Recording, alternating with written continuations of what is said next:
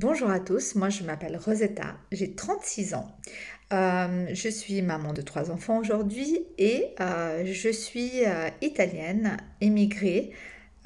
J'ai grandi en Suisse et maintenant j'habite en France dans l'Ain.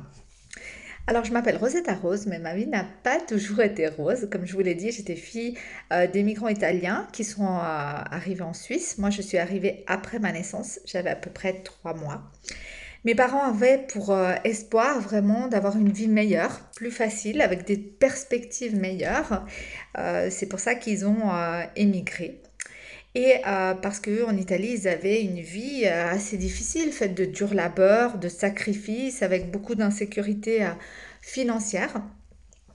J'ai grandi et mes parents souhaitaient vraiment une vie meilleure pour moi. Ils avaient l'espoir que je fasse des grandes études pour échapper en fait au destin que eux avaient eu, qui n'était pas facile.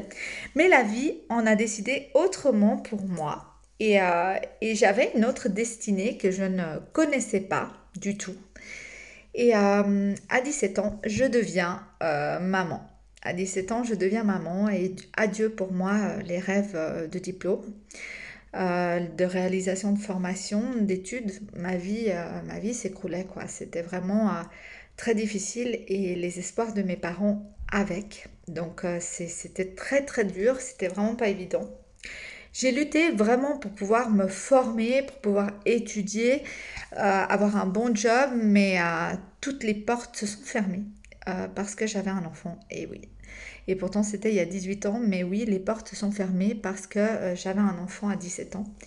Et pour moi, à ce moment-là, ce qui s'est passé dans ma tête, c'est que j'étais destinée à vivre une vie de sacrifice et de dépendance, sans avoir les clés pour pouvoir réaliser mes rêves.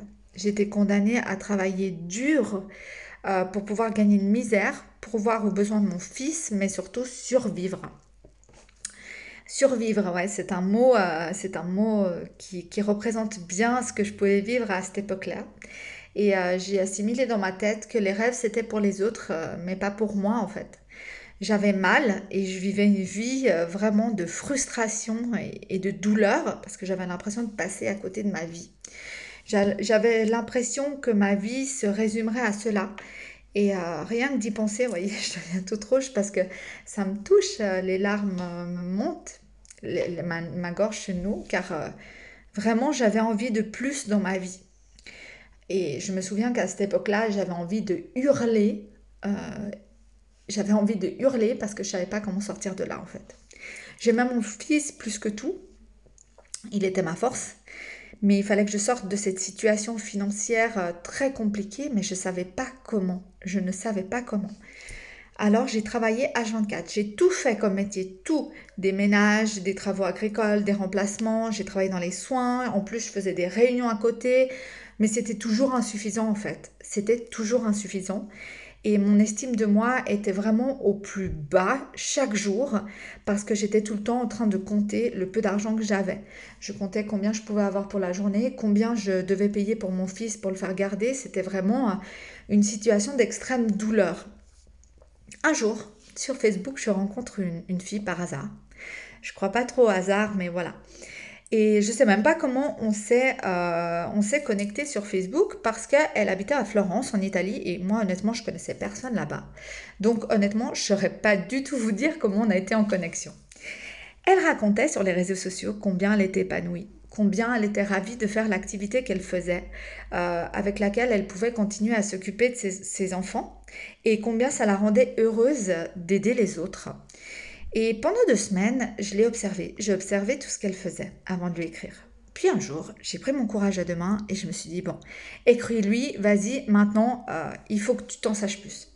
Je lui ai écrit et elle m'a montré combien de personnes comme moi, sans diplôme et en quête vraiment d'une vie meilleure, avaient transformé leur vie et grâce à cette activité en fait. Je vais vous dire la vérité, j'étais terrorisée, j'avais très très peur.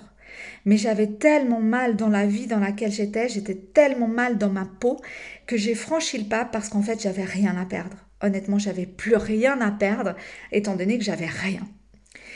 Et là, j'ai pris ma revanche sur la vie.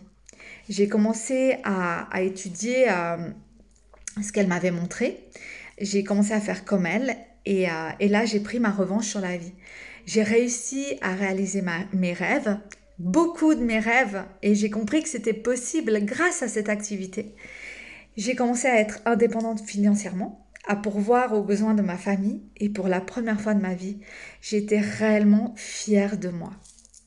Maintenant, comment j'appréhende la vie? Je l'appréhende avec nettement plus de sérénité, car je sais que je suis capable de faire de grandes choses. Je l'ai appris. Maintenant, ce que je fais, c'est que je me dédie à permettre aux autres personnes qui étaient comme moi de pouvoir prendre leur revanche sur la vie afin de réaliser leurs rêves et de pouvoir avoir la vie qu'ils souhaitent. Et ça me remplit. Donc, comment j'appréhende la vie pour les 3 à 5 ans, en fait, avec beaucoup de sérénité, avec beaucoup d'espoir, avec beaucoup de gratitude surtout pour ce que je fais et ce que je peux apporter autour de moi. Et maintenant, ma mission, c'est comme je vous l'ai dit, de pouvoir transmettre ça aux autres. Et si moi, maman à 17 ans, sans diplôme, fille des migrants italiens, j'ai pu le faire, je vous assure, tout le monde peut le faire.